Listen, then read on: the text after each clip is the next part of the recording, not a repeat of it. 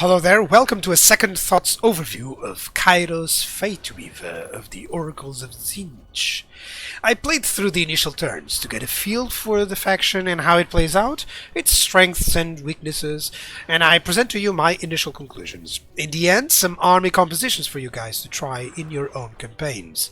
Now, as always, not an in-depth guide, but it will help anyone to understand better how to play the faction, so without further ado, let's go play with Kairos Fateweaver.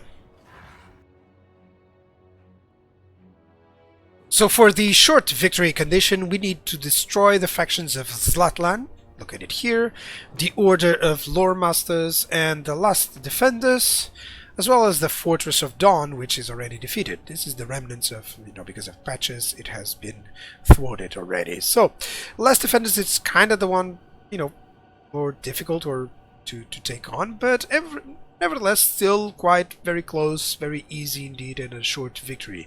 We also need to occupy Loot Razor Sack, of course, 35 different settlements. Achieving this, Winds of Magic Power Reserve plus 30, which, of course, for Tzeentch, it's so helpful as well. They rely so much in magic. Now, for the long victory, to achieve the short victory conditions, occupy Loot Razor Sack 80 different settlements, and then to destroy the Poxmakers of Nurgle and the Bubonic Swarm. It seems I've done the Nurgle faction overview as well, so it seems that they always want these two to fight each other. And in terms of Tzeentch, it's actually easier, especially because of climate, as we'll see in a moment. But still, you'll have to go over there, maybe sail over there, or just conquer the whole map until you reach them. It's up to you. You still need 80 factions, 80 settlements, so yeah. You also will gain Lord Recruit rank plus 10. It's decent to continue your conquests into domination or other objectives with good lords leading your armies. Kairos is the keeper of the Destiny Scrolls. He enjoys 50% battle reinforcement time, or less time, for reinforcements to show up, and the hero action success chance is plus 15% to all characters. Now, this may seem lackluster compared to some lords, and rather is, but the hero success alone is interesting. It may prove very useful to have lots of heroes to do continuous disruption and to play into that sort of play style as well. In terms of climates, it's one of the best factions available. It only has a minor penalty in mountains, although there are a lot of mountains nearby. It's still one of the best factions to certainly dominate the whole map with. Look at all that green and yellow. It's always nice to see those.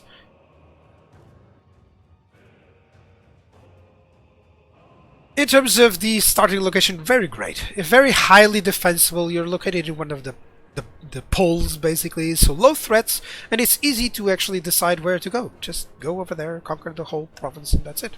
That's typical for the initial. And this initial 4-settlement province, it does have a gold mine. It doesn't work exactly the same way for Tzeentch, but still, it's access to something that helps you out. Typical expansion, of course, should be to maybe dominate the entirety of the southern wastes, then proceed to the top. Of course, you can go into the top first. It's up to you. You do have the ocean nearby, so remember, lots of goodies that you can obtain. And it's great to get an edge in the early or to mid-game. It's always useful to have the sea nearby and to have like maybe a lord with some units to check for those, to look for some trouble as well. As for diplomacy, it's hard to say. Tzeentch is one of the factions that can change this drastically. Basically, you are in control of some of this, of course, with the mechanics that we'll explore. But being Chaos, everyone hates you on the basis, although some Skaven, some Ogres may be able to help you out. Maybe Vampire Coast and Counts, those that are typically going more into the evil or neutral type of side of things. The rest will definitely try to destroy you. Now, you can use your mechanics and faction wisely and may have fun destroying the natural way of things, getting rid of the order tied from within.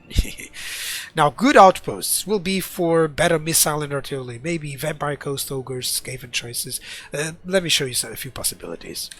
And there we go. So basically some cavalry, some heavy cavalry, some missile troops from Ogres, maybe all the artillery basic or long range stuff from the Vampire Coast, maybe Skaven. You can get some of their weapons teams, of course, and this is always as my take on what I would would go for, just to try out different compositions. But of course, feel free to use anything that you can find, and especially it will depend on the outposts that you obtain.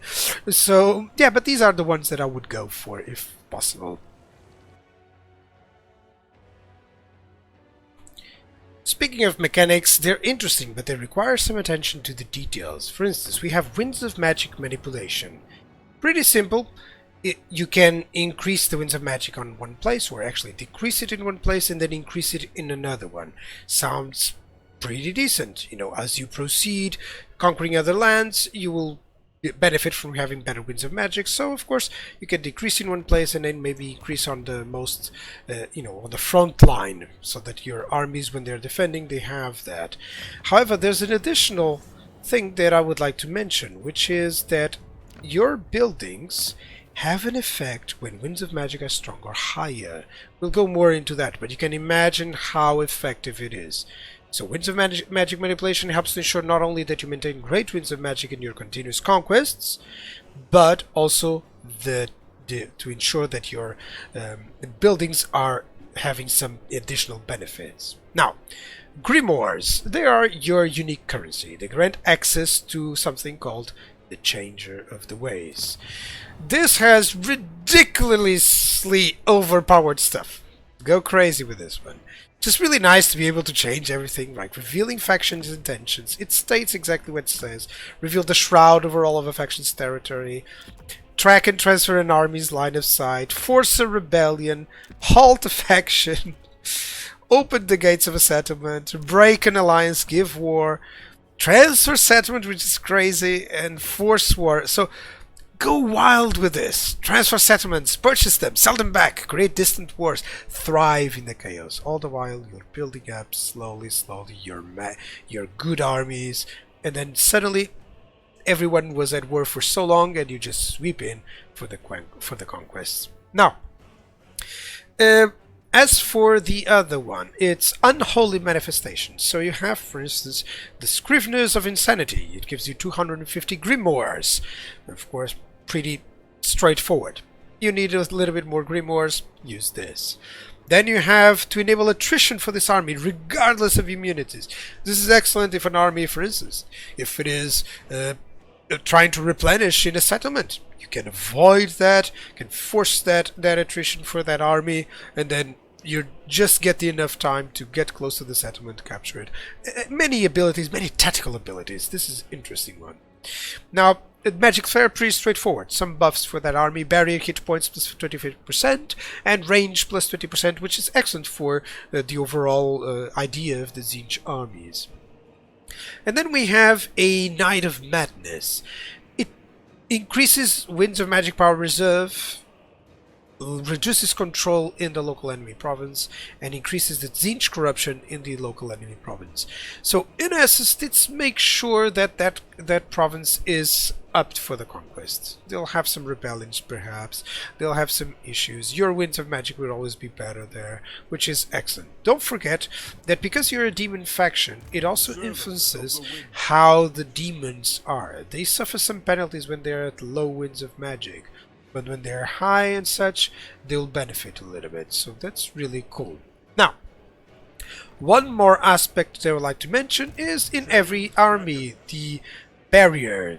This basically is the Protoss shields. If you know StarCraft, you'll know that. Every unit has it, so it encourages a little bit of hit and run tactics to ensure you don't lose health and you lose shields instead, which is they will replenish over time. So you can just charge a cavalry unit, go back and charge those shields again, wait for them to replenish, and then you charge and hit run again. So it always encourages this style of play. In addition, most of your units have a magical melee attack, which means that they are very good against anything that has some physical abilities, which is great. You know, some physical resistance abilities, which is great. Now, you also have cults. I don't have anyone here. Maybe I can add here an image.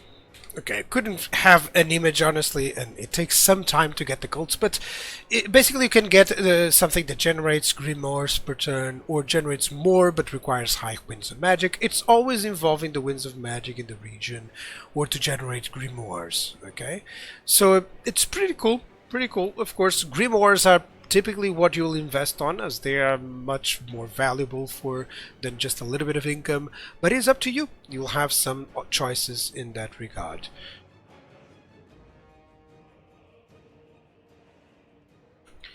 In terms of province edicts, you have Tzeentch corruption, always great to use. You have some grimoires from buildings increased, which is excellent. It helps you be more Tzeentch, honestly. You have some control and minus campaign movement range for enemies, so a little bit more of a defensive one.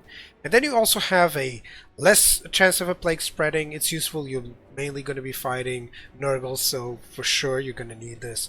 Then you have the research rate plus 10%, which is excellent, and the chance of Winds of Magic changing plus 25%. That's really cool.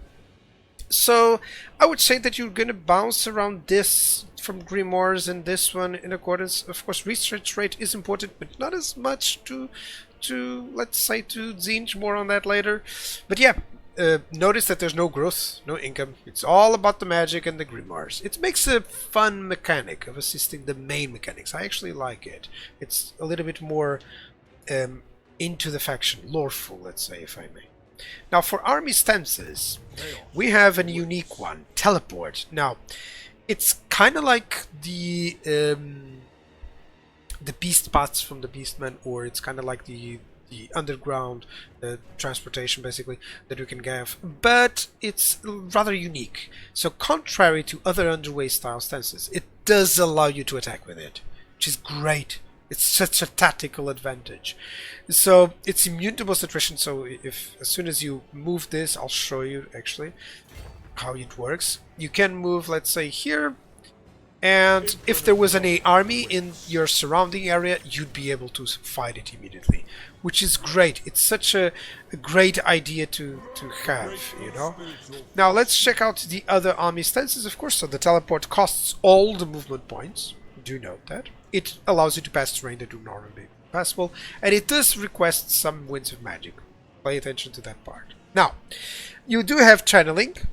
Pretty cool. Winds of Magic Power Reserve. All good and fine and dandy. We have Encamp, which costs 50%, the typical ones, okay?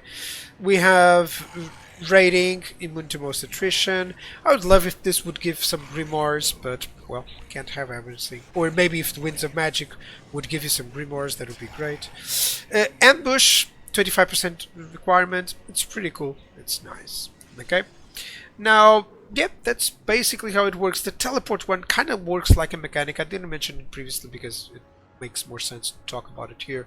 But yeah, it's also a decent mechanic for the generalized play style of Tzeentch. Now your capitals have two main buildings. One is about less construction costs for military recruitment, and less recruitment costs as well, and the other one is more into growth. You know, it provides a little bit more growth, it provides less construction costs for infrastructure, and yeah, that's basically how it works out. One if you want to build up military, and the other one if you want to build up for infrastructure, for money, growth, etc. Now you have 5 military buildings, I love this, with only 4 required in the capital, just so 1 you can build everywhere, and that 1 is pretty decent. It provides a flying unit that's always good. It provides, you know, a good front line and also missile units, so it's excellent. It also provides you with a hero. So what better to have in, you know, in a smaller, you know, a minor settlement. Adding to that, you do have a good mix of units already at tier 3. You have Flamers of Tzeentch, you have some Spawn and Marauder Horsemen, and some Chaos Warriors if you need the front line. You know, you also have some Chaos Chariots of Tzeentch. You can have access to the Cultist, you can have access to the Risen, Horror. So it's excellent in order to have access to all of these units, including Forsaken, including everything. You can do some types of armies with that, but of course you'll benefit greatly from upgrading to getting Chosen, especially Chosen with Halberds and Chosen of Tzeentch. You're gonna make a lot of armies with that. Doom Knights are also excellent. You can have the the Chaos Knights here as well. So yeah, lots of choices in there. Now, it's one of the easiest factions to build up without too much complexity, honestly. I love just because of that. Contrary, let's say, to the Lizardmen, where you have so many choices that you spend a lot of time searching for you know, thinking about what you should build. In terms of infrastructure, you have a control and line of sight building. It's kind of interesting that it has a line of sight. And more defensive supplies. It's cool. You also have an income and growth building, another growth building and barrier replenishment rate. So you can have a lot of growth with Kairos. It's quite interesting that it's not something that you would think, but they do have a lot of growth, especially when Winds of Magic are strong, as you see there. And then you have one of the best buildings in terms of infrastructure: grimoires, research rate, income from all buildings. Come on, what else do you want? Note how the Winds of Magic affect the overall effects of these buildings. It's pretty important to keep an eye on that, so be wary of that. Because this involves income from all buildings, and for instance here it involves the income generated, you may suffer repercussions with your income without realizing that it's just the Winds of Magic. So be on the lookout for those, especially in your most profitable provinces. Try to keep them high using that mechanic that we have. Now, research is a bit lacking. I can't avoid speaking of it. So it has a lot of campaign bonuses, army bonuses involving magic, changing, you know, getting more of the mechanics, but it is lacking in terms of how you can buff your troops. It's kind of one of the worst ones in terms of how much you get from research in terms of your units. It's basically kind of, some units don't even get anything from it, so be mindful of it, okay? And don't expect like a unit will become powerful in the late game because of research. You're better investing in some redline skills, honestly. It does change a lot of the playstyle, though. It has a lot of stuff to do, lots of army abilities, and of course it focuses a lot also in typically how the faction plays out in the campaign map, which is interesting. Of course, not all research trees have to be about buffing units, I understand, but just be mindful of that, especially if you're used to playing, say, the dwarves or playing the dark elves or the high elves who buff their units like a lot from the research. This is not one of them, but still very important. Changes a lot of the playstyles, so be on the lookout for that as well.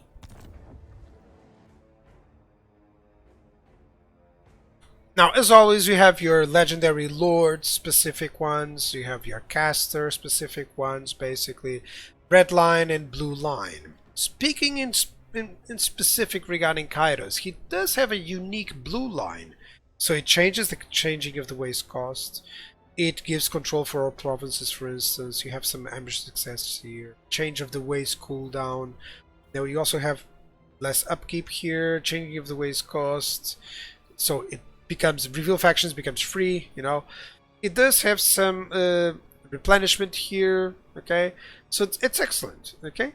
It has, you know, it's more focused into magic, etc. But other lores have some upkeep and replenishment skills, so that's kind of cool as well. Let me show you the difference here. So you see, this is more the typical stats or typical skills that we can get, you know.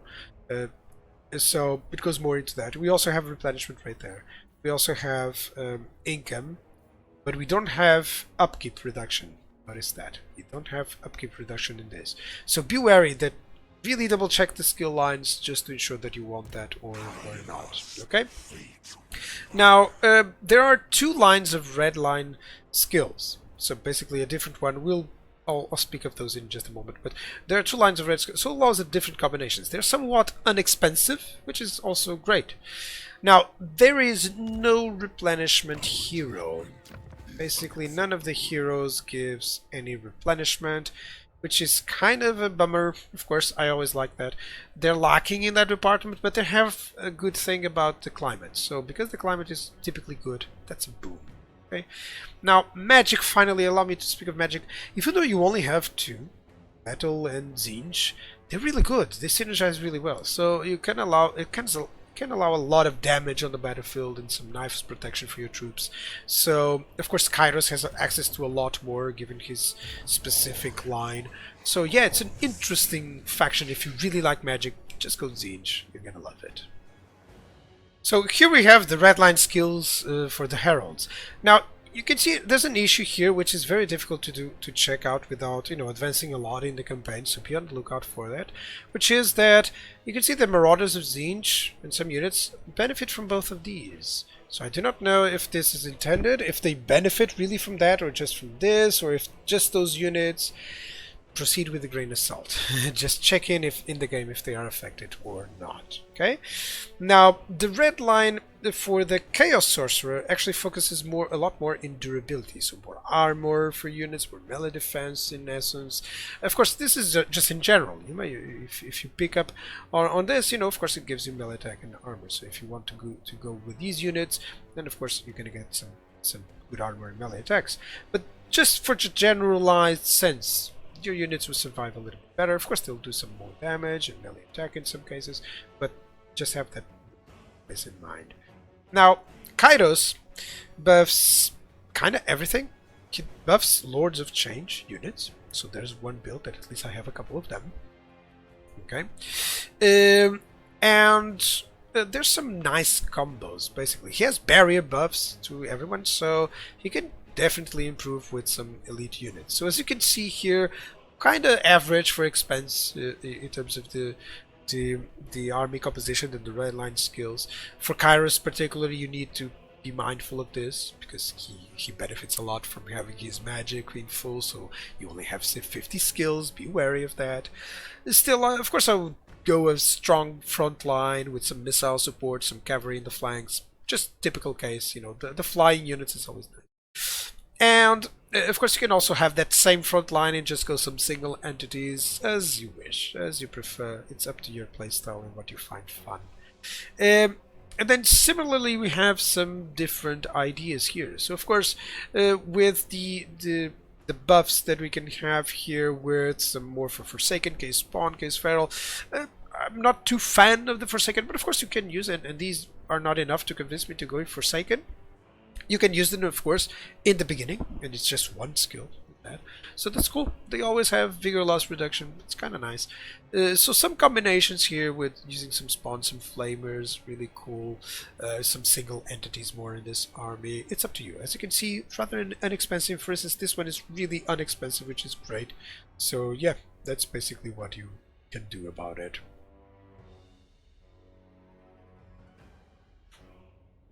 So as a final conclusion, the whole faction revolves around magic and changing what is happening to your whim.